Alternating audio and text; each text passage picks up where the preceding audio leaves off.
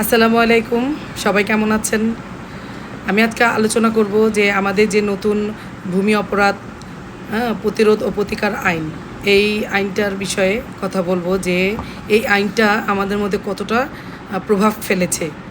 আইনটা পাশ হওয়ার পর থেকে সবার মধ্যে যে একটা গুঞ্জন যে দলিল যার জমি তার, এটা এটা এটা আসলে কতটুকু বাস্তব, এটা এতটাই বাস্তব যে এই আইনটা পাশ হওয়ার পর থেকে যারা নাকি তাদের বহু বছর দীর্ঘ বছর যাবৎ তাদের জমিতে ভিড়তে পারতেছেন না, দেখা গেছে যে চাচা দখল করে আছে, ভাই ভাই আর এক ভাই আরেক ভাইয়ের সম্পত্তি দখল করে আছে। তারপরে দেখা গেছে যে বিভিন্ন এলাকার যারা প্রভাবশালী ভূমিদস্যু যারা, তারা আপনার সম্পত্তি দখল করে আছে বা জমিন দখল করে আছে। হ্যাঁ, এই তাদের ভয়টা কিন্তু প্রায় কেটেই গেছে সবার ভিতরে, যে এখন এই আইনটা বের হওয়ার পর সবাই ভাবতেছে যে হয়তো এই আইনের বলে আমি আমার জায়গাটা পুনরায় ফেরত পাবো। একটা কেমন যেন আশা আশা কাজ করছে সবার ভিতরে। যারা অবৈধভাবে কারো জমি ভূমি দখল করে আছেন, তাদের ভিতরে কিন্তু একটা ভয় চলে আসছে যে যেহেতু নতুন আইন বের হয়েছে, এই আইনের বলে না আমার শাস্তি হয় না জরিমানা হয়, কোনো আজ হোক কাল হোক এই জায়গাটা ছেড়ে দিতেই হবে।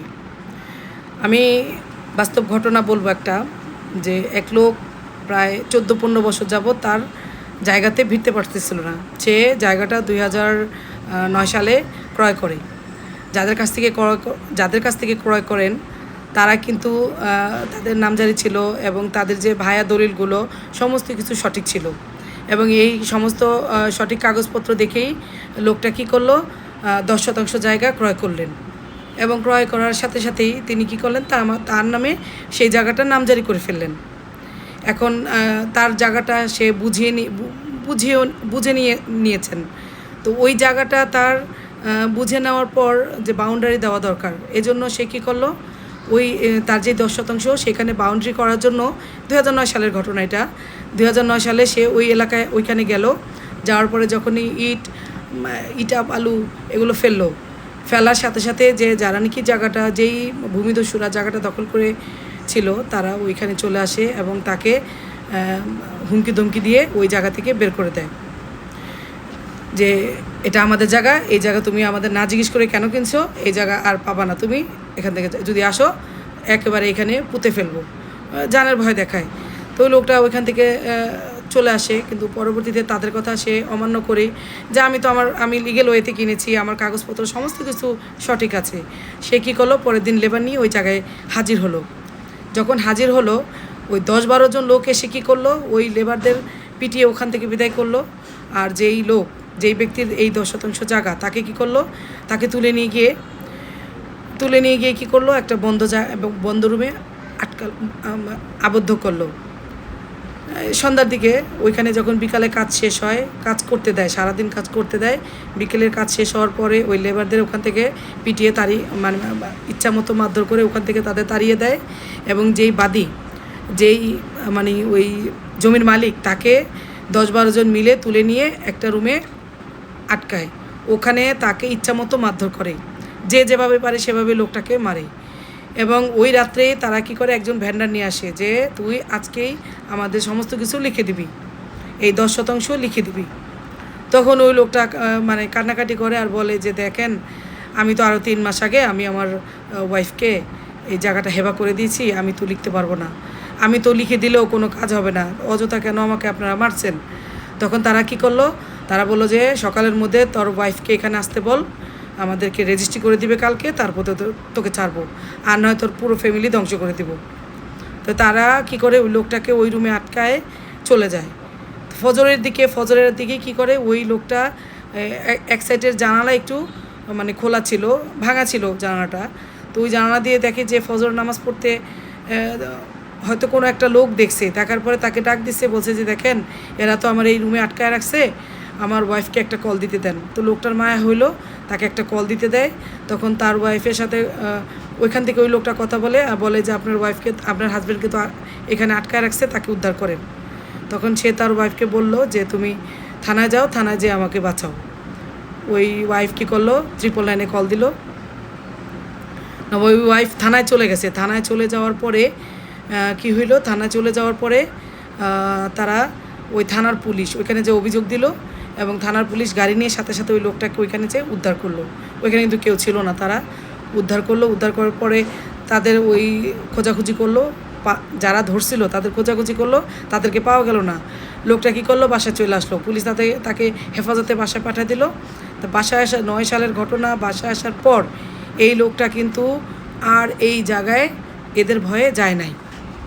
এই 12-13 বছরে আর ওই জায়গায় সে হাজির হয় নাই। এবং ওই ভূমিদস্যুরা কী করলো, ওই জায়গাটা তারা পুরো জায়গাটাই দখল করে নিল। সেখানে তারা বিভিন্ন দোকান বিল্ডিং মানে দোকান করে ভাড়া খেতে লাগলো। এই যে ভূমি আইন বের হয়েছে, তো এই ভূমি আইন বের হওয়ার পরে এই লোকটার মনে একটু সাহস আসলো যে হয়তো এখন আমি আমার জায়গাটা ফেরত পাবো। সে ওইভাবে এই আইনের বলে ওইখানে আগালো। ওইখানে আগানোর পরে দেখা গেছে যে থানায় সে আবার পুনরায় থানার হেড থানায় জিডি করলো। জিডি করে এবং থানায় তাদের সমস্ত ঘটনা বলার পরে সে জেলা প্রশাসক বরাবর দরখাস্ত দিল। বললো যে ঠিক আছে, আপনাকে থানায় যান, ওইখানে যে ওসি সাহেবের সাথে ওসির সাহায্য নেন। তো ওই লোকটা তার কথা মতো থানায় গেল। থানায় গিয়ে ওসির সাহায্য নিল এবং সে তার ওই জায়গাটি ওইখানে যাওয়ার পরে সে ওই বিভিন্ন লোকজনের মারফত পুলিশ তাদেরকে ডেকে পাঠালো। তারা আসলো থানায়, ওই লোকও ছিল। তখন পুলিশ এদেরকে বলল, ওসি সাহেব যে আপনি কী বলে এই জায়গার মালিক সেই সমস্ত কাগজপত্র দেন। তারা কোনো কাগজপত্রই দেখাতে পারলো না। তো দেখাতে না পারাতে ওই লোকের কাগজপত্র রাইট ছিল যে হ্যাঁ এর তো নামজারিও আছে, সমস্ত কিছু ঠিক আছে। তখন কি করলো, তাকে তার জায়গাটি তারা যেয়ে বুঝিয়ে দিয়ে আসলো। বুঝিয়ে দেওয়ার পরে সে সাথে সাথে ওই জায়গায় কী করলো, বাউন্ডারি দিয়ে ফেললো। তো দেখা গেল যে এই যে 12-13 না 14-15 বছর যাবত যে সে তার জায়গায় ভিড়তে পারতেছিল না, সে বলল যে এই আইনটা বের হওয়ার পর থেকে আমার ভিতরে একটা অন্যরকম শক্তি আসলো এবং আমার ভরসা ছিল যে আমি যদি এখন নামি আমি আমার জায়গাটা দখল করতে পারবো। সে সত্যি তার জায়গাটা দখল করলো এবং ওইখানে বাউন্ডারি দিয়ে এখন সে তার জায়গায় অবাধে যাচ্ছে মানে তাকে কেউ আর বাধা দিচ্ছে না। আমার এই ঘটনার মাধ্যমে অনেকের ভিতরেই আশা রাখি যে আবারও আশার সঞ্চার হবে যে যাদের জায়গা থেকে মানে উচ্ছেদ হয়েছেন, জায়গা অন্যরা দখল করে নিয়েছে, জায়গা দখল নিতে পারতেছেন না, তারা যদি এই আইনের বলে এখন লড়াই করেন, আশা রাখি আপনারা আপনাদের জায়গা ফেরত পাবেন এবং খুব সময়ও লাগবে না। 3 মাসের মধ্যেই আপনারা এই জায়গাটা ফেরত পাবেন। 3 মাস না হোক 6 মাসের মধ্যে তো ফেরত পাবেন। যে কোনো জিনিস তো একটা আইনের প্রক্রিয়া চলে, ওই প্রক্রিয়া শেষ হতে 3 মাসও না হতে 6 মাস হোক না, তারপরও তো আপনি আপনার জায়গাটা ফেরত পাবেন। তো যারাই এখনও যাদের জায়গা জমি ওই ভূমিদস্যুদের নিকট থেকে নিতে পারেন নাই, তারা এই আইনের বলে এগিয়ে যান। ইনশাল্লাহ আপনারা আপনাদের জায়গা খুব তাড়াতাড়ি পেয়ে যাবেন। ধন্যবাদ সবাইকে।